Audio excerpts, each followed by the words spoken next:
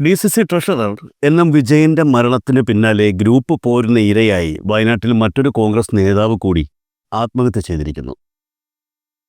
മുഴകൊല്ലി panchayat 2-ാം ward member Jose നെല്ലേടമാണ് മരിച്ചത്. കോൺഗ്രസിലെ group തർക്കത്തിന്റെ ഒടുവിലത്തെ ഇരയാണ് ജോസ് എന്നാണ് മാധ്യമങ്ങൾ പറയുന്നത്. വയനാട്ടിലെ ഉന്നത കോൺഗ്രസ് നേതാക്കൾ ജോസിനെ ബലിയാടാക്കി രക്ഷപ്പെടുന്നു എന്ന ആരോപണവും ഉയർന്നിട്ടുണ്ട്. ഇപ്പോൾ വയനാട് മുൻ DCC ട്രഷറർ എൻ വിജയന്റെ മരുമകൾ മാധ്യമങ്ങളോട് ശരിയായ ഏർപ്പാടാണെന്ന് ചോദിച്ചപ്പോൾ എൻ്റെ അടുത്ത് പറഞ്ഞത് അത് KPCCയിൽ സണ്ണി ജോസഫിന് പഠിക്കാൻ കൊണ്ടുപോയി എന്നാണ് പറഞ്ഞത്. എഗ്രിമെന്റിൽ എന്താ അവർക്ക് ഇത്രമാത്രം പഠിക്കാനുള്ളതെന്ന് എനിക്ക് അറിഞ്ഞുകൂടാ. ഇതുവരെ ഞങ്ങൾക്ക് അവരൊന്നും ചെയ്തു തന്നിട്ടില്ല എന്ന് മാത്രമല്ല, ഇപ്പം ഞങ്ങൾ ഫോൺ വിളിച്ചിട്ട് അവരെടുക്കുന്നുമില്ല. അതുകൊണ്ട് കോൺഗ്രസ് എന്ന പ്രസ്ഥാനത്തിനോട് ഞങ്ങൾക്കുള്ള വിശ്വാസം പരിപൂർണമായിട്ടും അവസാനിച്ചിരിക്കുകയാണ്. അതെ, അത് സത്യസന്ധമായിട്ട് പ്രവർത്തിക്കുന്നവരെ കോൺഗ്രസ് തന്നെ കൊന്നൊടുക്കുകയാണ്. കള്ളന്മാര് വെള്ളയിട്ട് അസലായിട്ട് നടക്കുന്നുണ്ട്. കോൺഗ്രസ് എന്ന പാർട്ടിയെ വിശ്വസിക്കുന്നവര് മരിക്കുന്നു, അവരവരുടെ വീട്ടുകാർക്ക് പോകുന്നു, അത്രമാത്രം. വീട്ടിൽ സ്ഫോടക വസ്തുക്കൾ സൂക്ഷിച്ചെന്ന വ്യാജ കേസിൽ കുടുങ്ങിയ കോൺഗ്രസ് നേതാവ് തങ്കച്ചൻ അഗസ്റ്റിൻ തനിക്കെതിരായ കേസിന് പിന്നിൽ ജോസ് നെല്ലേടവും DCC നേതാക്കളുമാണെന്ന് പറഞ്ഞിരുന്നു. എന്നാൽ ജനപ്രതിനിധി എന്ന നിലയിൽ ലഭിച്ച സന്ദേശം പോലീസിന് കൈമാറുക മാത്രമാണ് ചെയ്തതെന്നും സ്ഫോടക വസ്തു കേസിനെക്കുറിച്ച് കൂടുതലൊന്നും അറിയില്ലെന്നുമാണ് ജോസ് നെല്ലേടം വ്യക്തമാക്കിയിരുന്നത്.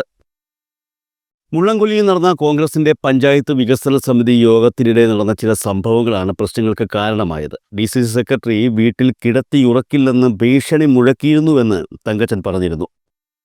2-ാം വാർഡിലെ പഞ്ചായത്ത് മെമ്പർ, പെരിക്കല്ലൂർ ആസ്ഥാനമായി പ്രവർത്തിക്കുന്ന ഓൺലൈൻ മീഡിയ, മുള്ളംകൊല്ലിയിലെ മുൻ മണ്ഡലം പ്രസിഡന്റ്, മണ്ഡലം ട്രഷറർ അടക്കമുള്ളവർക്ക് ഇതിൽ പങ്കുണ്ടെന്നും DCC അധ്യക്ഷൻ NE അപ്പച്ചൻ്റെ പങ്ക് സംശയിക്കുന്നതായും തങ്കച്ചൻ പറഞ്ഞിരുന്നു.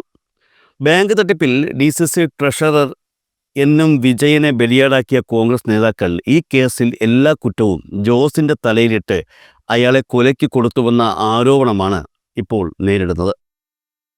ഈ പറയുന്നത് കോൺഗ്രസിന്റെ കൊടും ക്രൂരതയെക്കുറിച്ചാണ്. പാർട്ടിയെ ജീവന് തുല്യം സ്നേഹിച്ച പാർട്ടി പ്രവർത്തകരോട് ഇങ്ങനെയാണെങ്കിൽ മറ്റുള്ളവരോട് എങ്ങനെയായിരിക്കും നേതാക്കളുടെ മനോഭാവമെന്നാണ് ഇപ്പോൾ ഉയരുന്ന ചോദ്യം. ഇതിന്റെയൊക്കെ പാപത്തിന്റെ കറ കോൺഗ്രസ് ജില്ലാ നേതൃത്വമേ നിങ്ങൾ എങ്ങനെ കഴുകിക്കളയും? PV ജോണിന്റെ മരണത്തിന്റെ കറ, ഈ NM വിജയന്റെ ആത്മഹത്യയുടെ കറ, NM വിജയൻ മകന് പോയിസൺ കൊടുത്ത് വിഷം കൊടുത്ത് കൊല്ലേണ്ടി വന്ന സാഹചര്യം ഉണ്ടാക്കിയതിന്റെ ആ പാപത്തിന്റെ കറ ഗ്രൂപ്പുകളെ കൈവിട്ടു എന്ന് മാത്രമല്ല, അത് മനുഷ്യജീവനുകൾ എടുത്തുകൊണ്ടിരിക്കുന്നു എന്നതാണ് ഞെട്ടിക്കുന്ന യാഥാർത്ഥ്യം. പ്രിയപ്പെട്ട പ്രേക്ഷകരെ, നിങ്ങളിത് എവിടെയെങ്കിലും കേട്ടിട്ടുണ്ടോ? ഭരണത്തിലില്ലാത്ത ഒരു പാർട്ടിയുടെ ഒരു ജില്ലാ കമ്മിറ്റിയുടെ ഭാരവാഹികൾ 5 സഹകരണ ബാങ്കുകളിലേക്ക് അഴിമതി നിയമനം നടത്തുക, അതിൻ്റെ പേരിൽ വിജിലൻസ് അന്വേഷണം നേരിടുക. ആ വിജിലൻസ് അന്വേഷണത്തിൻ്റെ ഭാഗമായി 299 സൊസൈറ്റികളിലും വഴിവിട്ട രീതിയിൽ നിയമനം നടത്തിയെന്ന് കണ്ടെത്തുക, കോടിക്കണക്കിന് രൂപ കോഴ വാങ്ങി വയനാട് ജില്ലയിലെ കോൺഗ്രസിൻ്റെ ജില്ലാ നേതൃത്വത്തിൻ്റെ ആശീർവാദത്തോടുകൂടി നിയമനം നടത്തിയെന്ന വാർത്ത പുറത്തു വരുമ്പോൾ ആ വാർത്തയിൽ ബാക്കി എല്ലാ നേതാക്കളും ഒഴിവാവുകയും തന്നെ മാത്രം ലക്ഷ്യമിട്ട് അന്വേഷണം വരുന്നു എന്നത് കണ്ട് അവിടെയുള്ള ഒരു മുതിർന്ന നേതാവ്, അതും കോൺഗ്രസിൽ ആജീവനാന്തകാലം താൻ ജീവിച്ചിരുന്ന നിമിഷം പോലും കോൺഗ്രസ് എന്ന പാർട്ടിയെ പ്രതിരോധത്തിലാക്കാൻ ആഗ്രഹിക്കാതിരുന്ന DCC ട്രഷറർ NM വിജയൻ ആത്മഹത്യ ചെയ്യുമ്പോൾ, അദ്ദേഹത്തിൻ്റെ മകന് പോയിസൺ കൊടുത്ത് ആത്മഹത്യ ചെയ്യുമ്പോൾ, കേരളത്തിൽ നമ്മൾ ഇന്നേ വരെ കേട്ടിട്ടില്ല. പ്രതിപക്ഷത്തിരിക്കുന്ന ഒരു പാർട്ടിയിലാണ് ഇത് സംഭവിക്കുന്നത് എന്ന് ഓർമ്മിക്കണം. ഈ പാർട്ടി അധികാരത്തിലെത്തിയാൽ എന്താകും എന്ന് സ്വാഭാവികമായും ഒരു ചിന്തയുണ്ടാവില്ലേ? അത് ഈ നേതാക്കൾക്ക് ആ ചിന്ത വേണ്ടേ? ഇതാദ്യമായിട്ടാണോ ഇത് പഠിക്കുന്നത്? നേരത്തെ പറഞ്ഞു PV ജോണിൻ്റെ കാര്യം. ബ്ലോക്ക് പ്രസിഡന്റ് ആയിരുന്നില്ലേ PV ജോൺ? 2015 നവംബറിൽ PV ജോൺ ആത്മഹത്യ ചെയ്യുമ്പോൾ അദ്ദേഹത്തിന് അർഹതപ്പെട്ട ഒരു സീറ്റിൽ, അദ്ദേഹം വിജയിക്കുമെന്ന് ഉറപ്പുവരുത്തിയ ഒരു സീറ്റിൽ അദ്ദേഹത്തെ വിജയിപ്പിക്കാതിരിക്കാൻ വേണ്ടി കള്ളക്കേസിൽപ്പെടുത്തുന്ന രീതി ഈ വയനാട്ടിൽ ഉണ്ടായിരുന്നതല്ലേ? അന്ന് മുതൽ തുടങ്ങിയതല്ലേ വയനാട്ടിലെ DCCയുടെ നേതൃത്വത്തിലുള്ള ഈ കള്ളക്കളികൾ? ഒരു വയനാട് എന്ന് പറയുന്നൊരു കോൺസ്റ്റിറ്റ്യുവൻസി ഇന്ത്യയുടെ ശ്രദ്ധ ആകർഷിച്ച കോൺസ്റ്റിറ്റ്യുവൻസി അല്ലേ? അവിടെ നിന്ന് ജയിച്ചു പോയത് നമ്മുടെ പ്രതിപക്ഷ നേതാവ് രാഹുൽ ഗാന്ധിയല്ലേ? അവിടെ ഇപ്പോൾ ജയിച്ചു നിൽക്കുന്നത് പ്രിയങ്ക ഗാന്ധിയല്ലേ?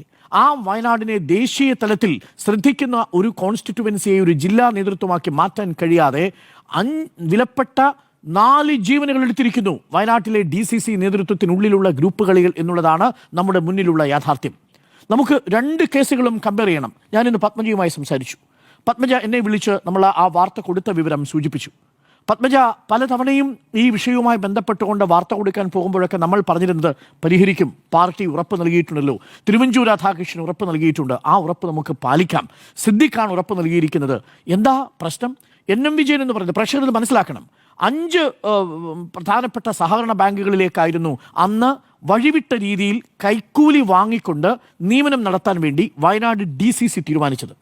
ആ DCCയുടെ IC ബാലകൃഷ്ണന്റെ നേതൃത്വത്തിൽ, ND അപ്പച്ചന്റെ നേതൃത്വത്തിൽ, അന്നത്തെ ഗോപിനാഥിന്റെ നേതൃത്വത്തിൽ, ബാലചന്ദ്രന്റെ നേതൃത്വത്തിൽ നടത്തിയ വലിയ അഴിമതി നിയമനത്തിന്റെ കഥകളാണ് പുറത്തു വന്നുകൊണ്ടിരുന്നത്. അതിലെ വാസ്തവം എന്താണ് എന്നുള്ളത് അന്വേഷണത്തിന് ശേഷം മാത്രം ബോധ്യമാകേണ്ട കാര്യമാണ്. പക്ഷെ ഒരു കാര്യം ബോധ്യമായിരുന്നു, അവിടെ അഴിമതി നടന്നിരുന്നു എന്നത് വ്യക്തമാണ്. അത് നിലവിൽ നമുക്ക് ലഭ്യമായിരിക്കുന്നത് NM വിജയന്റെ ആത്മഹത്യാക്കുറിപ്പിലാണ്. അതിൽ IC ബാലകൃഷ്ണന്റെ പേരും ND അപ്പച്ചന്റെ പേരും പരാമർശിക്കുകയും ചെയ്യുന്നുണ്ട്. പ്രിയപ്പെട്ട പ്രേക്ഷകർ, ഒരു കാര്യം കൂടി മനസ്സിലാക്കണം, ചതിയിൽ കള്ളമില്ല എന്നല്ലേ, പക്ഷേ ഇവിടെ അതിലും ചതിച്ചിരിക്കുന്നു എന്നുള്ളതാണ്. NM വിജയന് 2 മക്കളാണ്. അതിൽ ഒരു മകൻ ജിജേഷ് ചെറിയ മാനസിക അസ്വസ്ഥമുള്ള ഒരു കുട്ടിയായിരുന്നു. പക്ഷേ അത്യാവശ്യം കാര്യങ്ങൾ ഒരു പാർട്ട് ടൈം സ്വീപ്പർ എന്ന നിലയിലൊക്കെ കാര്യങ്ങൾ വൃത്തിയായിട്ട് ചെയ്യാനും എൻഗേജ് ചെയ്യാനും പറ്റിയിരുന്നു. നോക്കൂ, ഇന്നേ വരെ കോൺഗ്രസ് പാർട്ടിയിൽ നിന്നല്ലാതെ മറ്റൊരു പാർട്ടിയിലേക്ക് പോയിട്ടില്ല NM വിജയൻ. ആ പാർട്ടിയുമായി അത്രയും അധികം ആത്മബന്ധം സൂക്ഷിച്ചിരുന്നൊരു മനുഷ്യനാണ്. ഒരു വയോധികനായ മനുഷ്യനായിരുന്നു. അദ്ദേഹത്തിന് ആകെ ഒരേ ഒരു ആഗ്രഹമേ ഉണ്ടായിരുന്നുള്ളൂ. അദ്ദേഹമൊന്നും ഈ പണം ഒരു പൈസയും കൈപ്പറ്റിയിട്ടില്ല കേട്ടോ. ഒരു പൈസയും ഈ കോഴപ്പണത്തിൻ്റെ ഒരു വിഹിതവും ഈ NM വിജയൻ കൈപ്പറ്റിയിട്ടില്ല. ഇന്ന് അദ്ദേഹത്തിൻ്റെ ബാങ്കിലെ സ്റ്റേറ്റ്മെൻറ്റ് പുറത്തു വരുമ്പോൾ 1,04,00,000 രൂപയുടെ ബാധ്യതയുള്ള ഒരു നേതാവായിട്ട് അദ്ദേഹം മാറി. നമ്മൾ പുറത്തു വരുന്നതനുസരിച്ച് ഇത് രേഖാമൂലമുള്ളത്. രേഖാമൂലമല്ലാതെ നേതാക്കൾ പിരിച്ചുകൊണ്ടുപോയ ഈ കോഴപ്പണത്തിൻ്റെ ബാധ്യത കൂടി ഈ പാവം NM വിജയൻ ഏറ്റെടുത്തിരിക്കുക. വീടും പറമ്പുമടക്കം വിറ്റാൽ പോലും അത് വീട്ടാൻ കഴിയില്ലെന്ന് പത്മജയും മകൻ വിജേഷും പറഞ്ഞുകൊണ്ടിരിക്കുക നമ്മുടെ മുന്നിൽ. ആർക്കു വേണ്ടിയാ? നേതാക്കൾക്ക് വേണ്ടി. IC ബാലകൃഷ്ണനും ND അപ്പച്ചനും ഗോപിനാഥനും അടക്കമുള്ളവർ നടത്തിയ നീക്കത്തിൻ്റെ ഭാഗമായി ഈ NM വിജയനെ കടക്കണിയിലേക്ക് കൊണ്ടുവിട്ടു. നിങ്ങളുടെ DCC ട്രഷറർ ആയിരുന്നില്ലേ? ഒരു ഘട്ടത്തിൽ പോലും പാർട്ടിയെ തള്ളിപ്പറയാത്ത നേതാവായിരുന്നില്ലേ? നമുക്ക് വിഷമം വരുന്നൊരു കാര്യം, അദ്ദേഹത്തിൻ്റെ ഈ ആത്മഹത്യാക്കുറിപ്പ് വായിക്കുമ്പോൾ പറയുന്നുണ്ട്, പാർട്ടിയെ പ്രതിരോധത്തിലാക്കാതിരിക്കാൻ 2 ആഴ്ച കഴിഞ്ഞതിനു ശേഷം ഏതെങ്കിലും തരത്തിൽ നേതാക്കൾ ഉറപ്പ് പാലിക്കുന്നില്ലെങ്കിൽ മാത്രമേ ഈ കത്ത് പുറത്തു വിടാവൂ എന്ന് പോലും ആത്മഹത്യാക്കുറിപ്പിൽ എഴുതിയിരിക്കുന്ന ഇതേപോലൊരു നേതാവിനെ നിങ്ങൾക്ക് വേറെ എവിടെയെങ്കിലും കാണാൻ പറ്റുമോ? എന്നിട്ടും ആ നേതാവിൻ്റെ കുടുംബത്തോട് മിസ്റ്റർ സിദ്ദിഖ് അങ്ങ് കാണിച്ചത് എന്താണ്? അങ്ങയുടെ PA തന്നെയാണോ ഈ പറയുന്ന അഡ്വക്കേറ്റിൻ്റെ അടുത്ത് നിന്നും ആ പത്മജയുടെ കയ്യിലും വേണ്ട, ഞങ്ങളുടെ കയ്യിലും വേണ്ട, അത് അഡ്വക്കേറ്റിൻ്റെ കയ്യിലിരിക്കട്ടെ എന്ന് പറഞ്ഞ ആ കരാർ വാങ്ങിക്കൊണ്ടുപോയത്? നിംസിൽ ഈ വിജേഷിൻ്റെ ചികിത്സയ്ക്ക് വേണ്ടിയിട്ട് 1.5 ലക്ഷം രൂപ ഇനിയും അടച്ചിട്ടില്ല T സിദ്ദീഖ്. നിങ്ങളെ വിശ്വസിച്ച ആ കുടുംബം ഇരിക്കുകയാണ്, കോൺഗ്രസിനെ വിശ്വസിച്ച ആ കുടുംബം ഇരിക്കുകയാണ്. ഇന്ന് പത്മജ പറയുന്നത് ഇനി ഞങ്ങൾക്കൊന്നും വേണ്ട, ചതിയന്മാരുടെ പാർട്ടി എന്നൊരു ടാഗ് നിങ്ങൾക്ക് വീഴുന്നു. നിങ്ങളിത് മനസ്സിലാക്കുന്നില്ലേ? അധികാരത്തിലില്ലാത്തൊരു കോൺഗ്രസ് പാർട്ടിയുടെ ജില്ലാ നേതൃത്വത്തിന് ചതിയന്മാരുടെ പാർട്ടി എന്നൊരു ടാഗ് ലൈൻ വീഴുന്നു. CPM വിശേഷിപ്പിക്കുന്നത് കൊലയാളി പാർട്ടി എന്നാണ്. അല്ലെന്നെങ്ങനെ പറയാൻ പറ്റും? 2015 PV ജോൺ ആത്മഹത്യ ചെയ്തപ്പോൾ അതിന് ഉത്തരവാദികളായിരുന്നവർക്കെതിരെ നിങ്ങൾ നടപടിയെടുത്തോ? NM വിജയനും മകൻ ജിജേഷിൻ്റെയും മരണത്തിന് ഉത്തരവാദികളെന്ന ആത്മഹത്യാക്കുറിപ്പിൽ തന്നെയുള്ള ND അപ്പച്ചൻ്റെ, ഗോപിനാഥിൻ്റെ, IC ബാലകൃഷ്ണൻ്റെ പേരിൽ നിങ്ങൾ പേരിനെങ്കിലും ഒരു നടപടിയെടുത്തോ?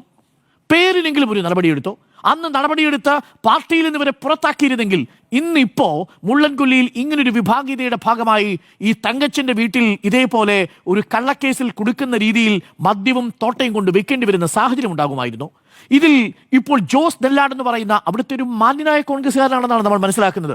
കോൺഗ്രസ് വിമതനായിട്ട് പോലും ആ മുള്ളൻകൊല്ലി പഞ്ചായത്തിലെ 2ാമത്തെ വാർഡിൽ മത്സരിച്ച് വിജയിച്ചു വന്നയാളാണ്. പക്ഷെ നിർഭാഗ്യവശാൽ ഈ ഗ്രൂപ്പ് കളിയുടെ ഭാഗമായി പോയി ND അപ്പച്ചനും PD സജിയും അനീഷും ഈ പറയുന്ന ജോസ് നെല്ലാടും ഉൾപ്പെടുന്ന ഒരു കോക്കസിന്റെ ഭാഗമായി ആ പാവം തങ്കച്ചനെ കുടിക്കാൻ വേണ്ടി നിങ്ങൾ ശ്രമിച്ചില്ലേ?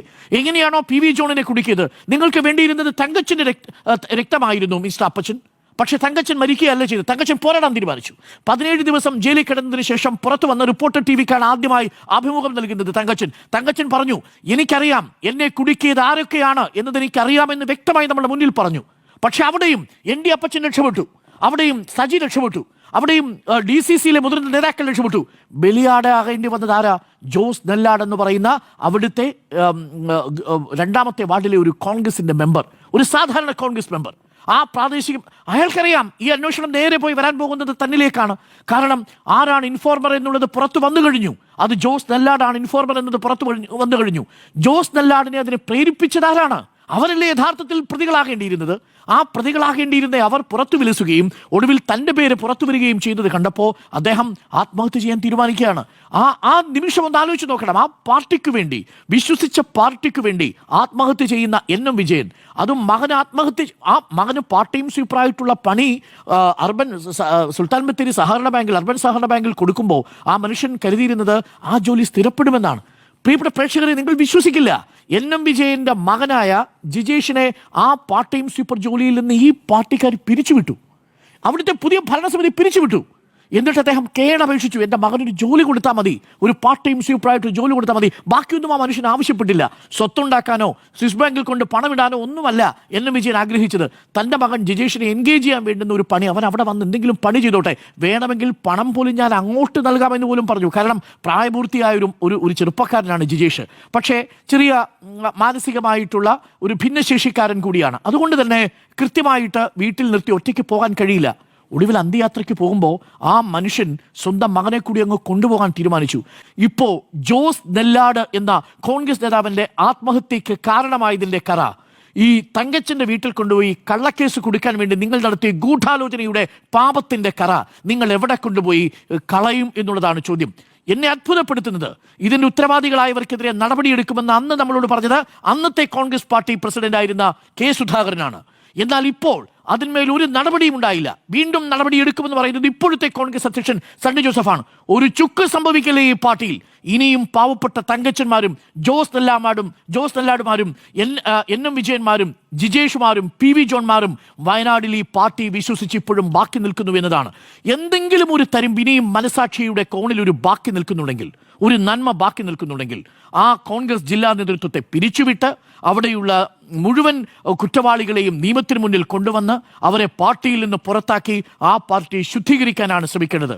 വയനാട് കോടയിറങ്ങുന്ന നാടാണ്, കള്ളക്കളികളുള്ള നാടല്ല. അവിടെയുള്ള മനുഷ്യർ വിശ്വസിച്ചിരിക്കുന്നത് മണ്ണിനെയാണ്, പ്രകൃതിയാണ്. പ്രകൃതി ചതിച്ചപ്പോൾ ഒരു വലിയ ദുരന്തം അവിടെ സംഭവിച്ചു. പക്ഷെ ഒരു പാർട്ടിയിൽ ഒരു ജില്ലാ നേതൃത്വം അവിടെയുള്ള അണികളെ ചതിച്ചുകൊണ്ടിരിക്കുകയാണെന്ന യാഥാർത്ഥ്യമാണ് ഇപ്പോൾ പുറത്തു വരുന്നത്. ഏറ്റവും ഒടുവിൽ പുറത്തു വരുന്ന ജോസ് നെല്ലാടിന്റെ ആത്മഹത്യാക്കുറിപ്പും അത് സാക്ഷ്യപ്പെടുത്തുന്നു. അതുകൊണ്ട് ഗ്രൂപ്പുകളെ കൈവിട്ടു എന്ന് മാത്രമല്ല, അത് മനുഷ്യജീവനുകൾ എടുത്തുകൊണ്ടിരിക്കുകയാണ്. നമ്മളെ അത്ഭുതപ്പെടുത്തുന്നത്, ഈ പാർട്ടി പ്രതിപക്ഷത്തായിട്ടും ഇതാണ് അവസ്ഥയെങ്കിൽ 3 ജീവനുകൾ 9 മാസത്തിനുള്ളിൽ, 10 വർഷത്തിനുള്ളിൽ 4 ജീവനുകൾ ഒരു പാർട്ടിയുടെ ജില്ലാ നേതൃത്വത്തിന് സംഭവിച്ച വലിയ പിഴവാണത്. ആ പിഴവ് തിരുത്താൻ ഇനിയും പാർട്ടിക്ക് സാധിച്ചിട്ടില്ല.